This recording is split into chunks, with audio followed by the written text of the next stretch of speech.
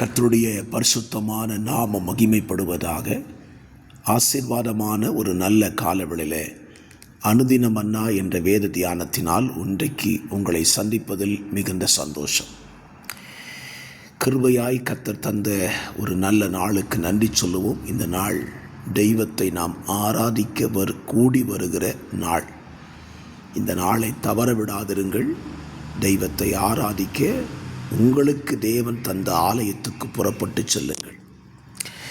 இந்த காலை தியானத்திற்காக 2 நாளாகமம் 4ஆம் அதிகாரம் அதனுடைய 16ஆம் வசனத்தை வாசிக்கிறேன். செம்பு சட்டிகளையும் சாம்பல் கரண்டிகளையும் முள் துறடுகள் முதலான பனிமூட்டுகளையும் ஈராம் அபி ராஜாவாகிய சாலமோனுக்கு கர்த்தரின் ஆலயத்திற்காக சுத்தமான வெண்கலத்தால் பண்ணினான். தேவனுடைய ஆலயத்துக்கு செய்கிற காரியங்கள் எல்லாமே சுத்தமாக செய்யப்பட்டது. இந்த வசனத்திலிருந்து நாம் கற்றுக்கொள்ளுகிற காரியம் என்ன? தேவனுடைய ஆலயத்திற்கு நாம் எதை செய்தாலும் அதை சுத்தமாக செய்ய வேண்டும்.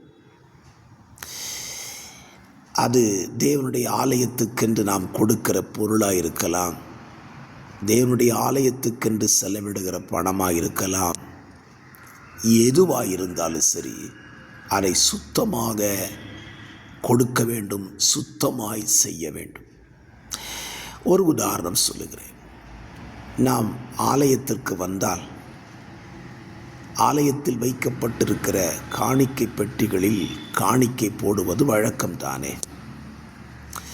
நீங்களே போடலே என்று சொன்னாலும் தெய்வத்தை அறியாதவன் ஆலயத்துக்கு சென்றால் காணிக்கை போடுகிறான். அந்த காணிக்கை போடுகிறதானது எப்படி இருக்குன்னு யோசித்து பாருங்கள். நீங்கள் போடுகிற காணிக்கை சுத்தமுள்ளதா இருக்கிறதா? பைபிளில் வசனம் இருக்குது, வேசி பணத்தையும் தவறான பணத்தை ஆலயத்தில் போடக்கூடாது. அது மட்டும் இல்லை, போடுற ஆலயத்தில் போடுற காணிக்கை கூட சுத்தமாக இருக்கணும். நிறைய நேரத்தில் ஆலயங்களில் எடுக்கப்படுகிற காணிக்கை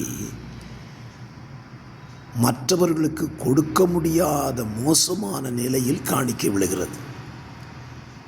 இதை நாம் ஒரு தேவனுக்கு செலுத்துகிறோம் என்று நினைத்தாலே தெய்வத்துக்கு அப்படி செலுத்த மாட்டோம். ஆகவே மல்கியாவின் புஸ்தகத்திலே 1ஆம் அதிகாரத்திலே ஆண்டவர் சொன்னார், நீ செலுத்துகிற பலி கை உடைந்தது, கால் உடைந்தது, ஊனமானது உன்னுடைய அதிபதிக்கு செலுத்திப்பார், அவன் அதில் பிரியமாக இருப்பானா?